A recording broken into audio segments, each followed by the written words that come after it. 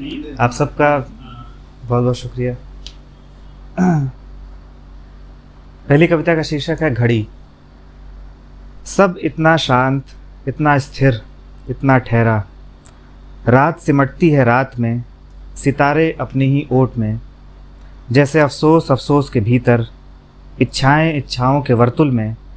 राख अस्थियों में, भाषा भाषा के कोण में।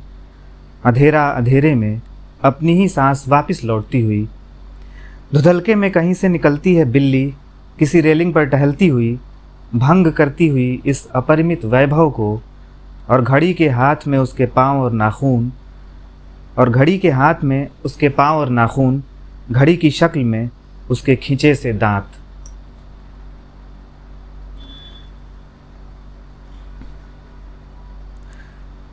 दूसरी कविता, इसका शीर्षक है मुश्किल दिनों की तैयारी। मुश्किल दिनों में दिन और रात भी मुश्किल लगते हैं।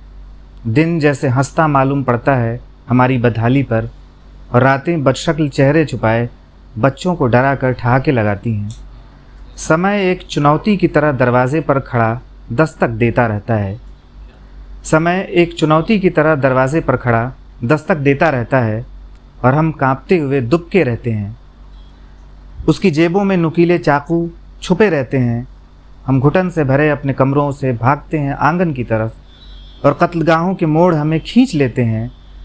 मुश्किल दिनों में ज़ोर ज़ोर से हंसते हैं हम, या दहाड़े मार रोते हैं, लेकिन एक फ़र्क के साथ कि हम शामिल नहीं होते इन दोनों में अक्सर ही। एक पागलपन में नसें चिटकती हैं और लहू ठोस हो जाता है, और पत्थर की तरह आँखों से झांकता है बार बार। मैं मुश्किल दिनों की तैयारी अभी से थोड़ा थोड़ा करने लगा हूँ, जैसे अपने आंसुओं को बचा कर रखने लगा हूँ। बच्चों के लिए मीठी लोरियाँ याद करने लगा हूँ, और अपनी आँखों को बार बार जांचने लगा हूँ कि उन्हें नुकीले दांत और नाखून साफ साफ दिखाई देते हैं या नहीं। उन दिनों के लिए जब रोने, छिपने और लड़ने के सिवा और कोई काम बचेगा ही नहीं इस दुनिया में।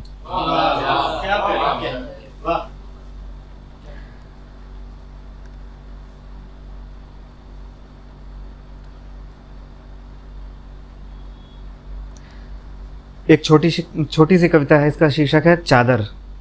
हमारे दस्ताने पर सूख चुके खून की बू थी। नज़रें नीची ग्लानि के चकत्तों से ढही जाती देह। अमामे में करीने से छिपा था प्रपंच। जुब्बे के भीतर लटकता रहा लहूलुहान खंजर। धूल और धूल और धूल, रूह पर ठंडे फफोलों के अगणित निशान। दरवेश के कशकोल का सिक्का भी खोटा। युगों तक धीरे धीरे गजहिन बुना चादर था प्रेम, जिस पर चंद्रमा की आँच थी ठंडी। इतना बेदाग था प्रेम कि हम ही उसे ओढ़ने के काबिल न हुए।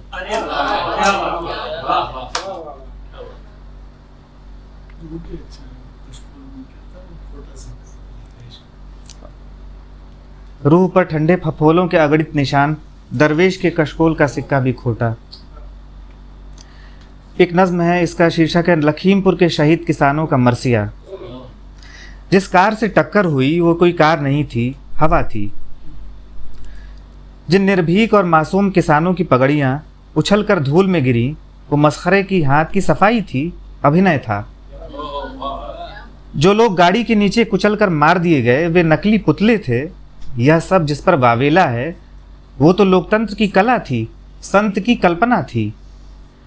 कोई गोली नहीं चली, यह तो किसी शास्त्रीय नृत्य का अंग था, तबले की थाप थी जिसे आप समझ नहीं पाए, आप कलाहीन लोग। इस पर कोई कैसे उत्तेजित हो सकता है, जबकि किसी कवि की कविता थी यह, या किसी लेखक की कथा का सूत्र वाक्य, या किसी नाटक का कलात्मक दृश्य। यह तो बस मृत्यु का सौंदर्य था जो सड़कों पर बिखर गया। यह लाल लहू नहीं, लाल रंग था जो न जाने क्यों अंधेरे के बाद भी रिश्ता रहा सड़कों पर, जहनों पर और हमारे दिलों पर।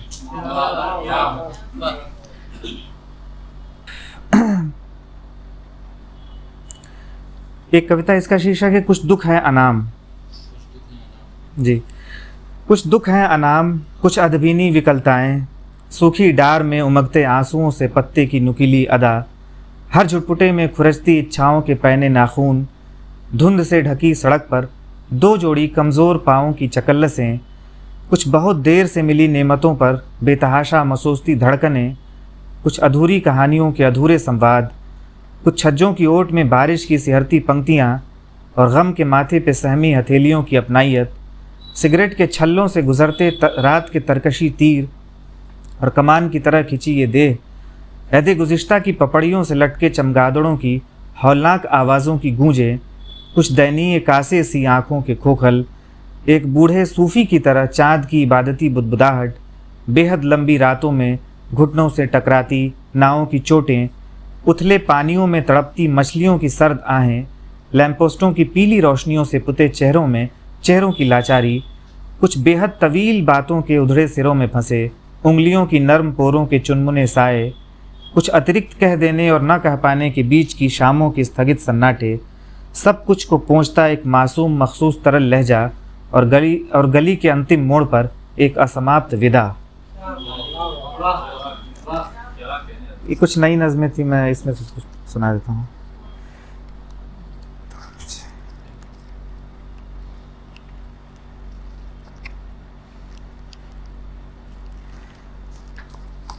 इसका उन्वान है मेरी दुनिया के तमाम बच्चे। वो जमा होंगे एक दिन और खेलेंगे एक साथ मिलकर। वो साफ़ सुथरी दीवारों पर पेंसिल की नोक रगड़ेंगे। वो कुत्तों से बतियाएंगे और बकरियों से और हरे टिड्डों से और चींटियों से भी। वो दौड़ेंगे बेतहाशा हवा और धूप की मुसलसल निगरानी में, और धरती धीरे धीरे और फैलती चली जाएगी उनके पैरों के पास। देखना, वो तुम्हारी टैंकों में बालू भर देंगे एक दिन और तुम्हारी बंदूकों को मिट्टी में गहरा दबा देंगे। वो सड़कों पर गड्ढे खोदेंगे और पानी भर देंगे और पानियों में छपा छप लौटेंगे। वो प्यार करेंगे एक दिन उन सब से, वो प्यार करेंगे एक दिन उन सब से जिनसे तुमने उन्हें नफरत करना सिखाया है। वो तुम्हारी दीवारों में छेद कर देंगे एक दिन और आर पार देखने की कोशिश करेंगे। वो सहसा चीखेंगे और कहेंगे, देखो उस पार भी मौसम तो हमारे यहाँ जैसा ही है। वो हवा और धूप को अपने गालों के गिर्द महसूस करना चाहेंगे और तुम उस दिन उन्हें नहीं रोक पाओगे। एक दिन तुम्हारे महफूज घरों से बच्चे बाहर निकल आएंगे और पेड़ों पे घोंसले बनाएंगे। एक दिन तुम्हारे महफूज घरों से बच्चे बाहर निकल आएंगे और पेड़ों पे घोंसले बनाएंगे। उन्हें गिलहरियाँ काफ़ी पसंद हैं, वो उनके साथ ही बड़ा होना चाहेंगे। तुम देखोगे जब वो हर चीज़ उलट पुलट देंगे उसे और सुंदर बनाने के लिए।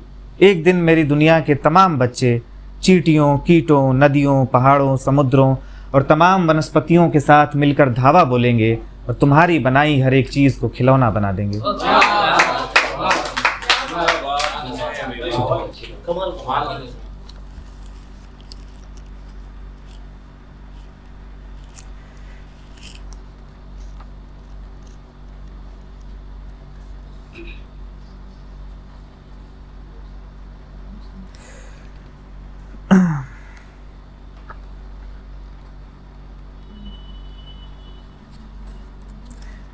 एक कविता, इसका शीर्षक है ठिठुरते लैंप पोस्ट। वे चाहते तो सीधे भी खड़े रह सकते थे, वे चाहते तो सीधे भी खड़े रह सकते थे, लेकिन आदमियों की बस्ती में रहते हुए उन्होंने सीख ली थी अतिशय विनम्रता और झुक गए थे सड़कों पर। आदमियों के पास उन्हें देखने के अलग अलग नज़रिए थे। मसलन किसी को वे लगते थे बिल्कुल संत सरीखे, दृढ़ और एक टांग पर योग मुद्रा में खड़े। किसी को वे शहंशाह के इस्तकबाल में कतारबंद खड़े सिपाहियों से लगते थे।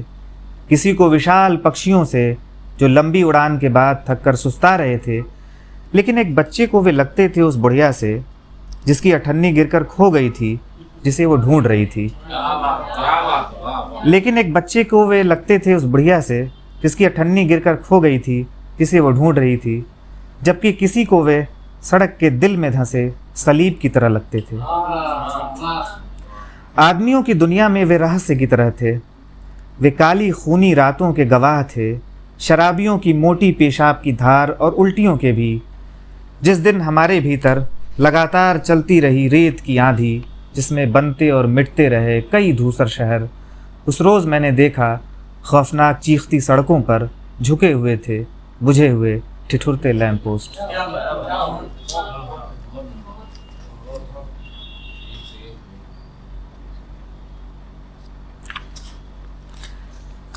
एक कविता, इसका शीर्षक है शहर। टाइम है ना?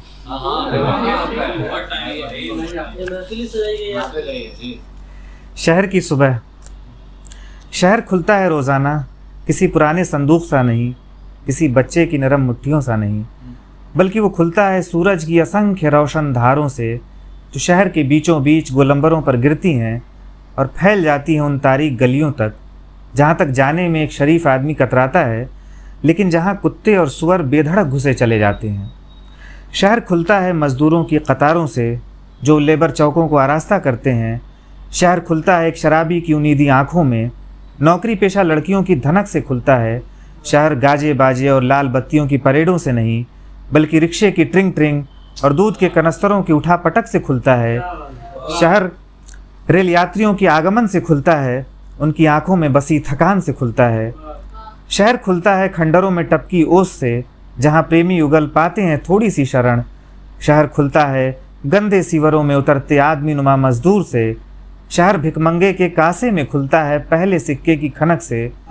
शहर खुलता है एक नए षड्यंत्र से, जो सफ़ेद पोशों की गुप्त बैठकों में आकार लेता है। शहर खुलता है एक मृतक से। शहर खुलता है एक मृतक से, जो इस लोकतंत्र में बेनाम लाश की तरह शहर के अंधेरों में पड़ा होता है। शहर खुलता है गुटखे और पान की थूकों से, उबलती चाय की गंध से। शहर खुलता है कवि की धुएं से भरी आंखों में, जिसमें एक स्वप्न की चिता अभी अभी जलकर राख हुई होती है।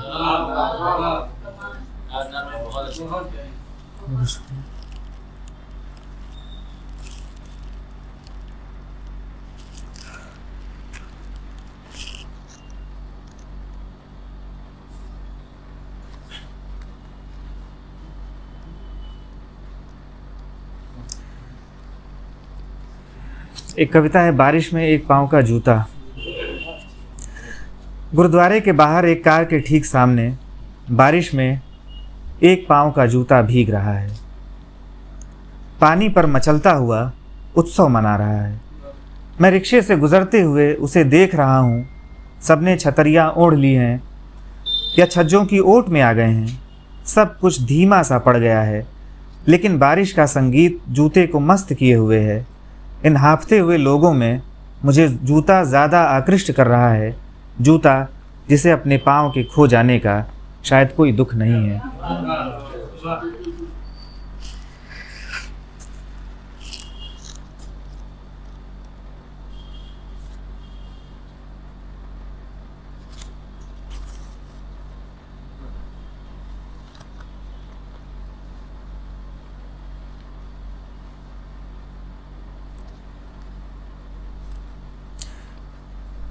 इस कविता का शीर्षक है हम मारे गए लोग, अपने जैसे दुनिया के तमाम सरफिरे कवियों के नाम। जब दुख रिस रहे थे हमारी आत्मा के कोनों अतरों से, हम पागलों की तरह सिर धुनते, हम स्वप्न में भी भागते और बार बार गिर पड़ते। हम अंधेरे द्वीपों के किनारों पर खड़े विलाप करते। हमारा अंत हमें मालूम था, आप बस इतना ही समझिए कि हम कवि थे और कविता के निर्मम बीहड़ एकांत में मारे गए।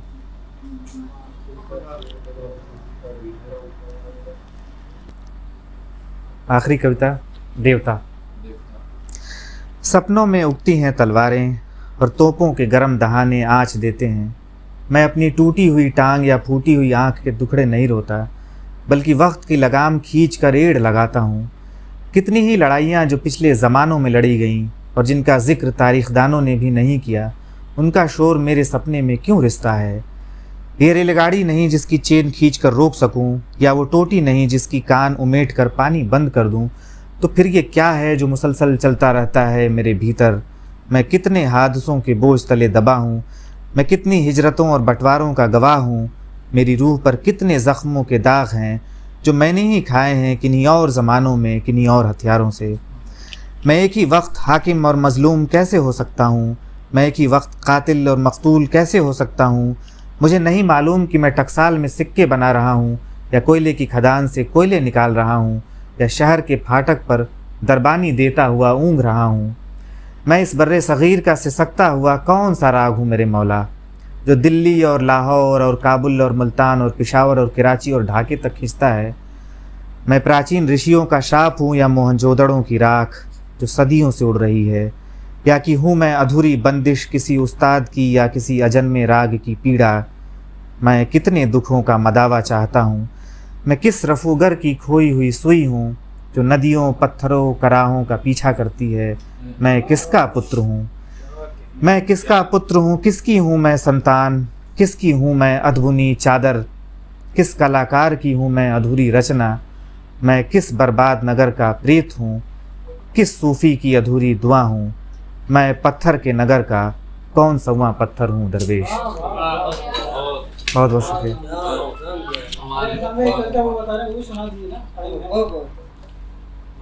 एक औरत की हत्या ज़हीन ने कहा, ऐसे नहीं कहते भैया, कभी उसे नहीं माने तो ऐसे कहते भैया पढ़ दी। यार सुनने वाले की मर्जी हो तो कहने को जो कहना है भाई।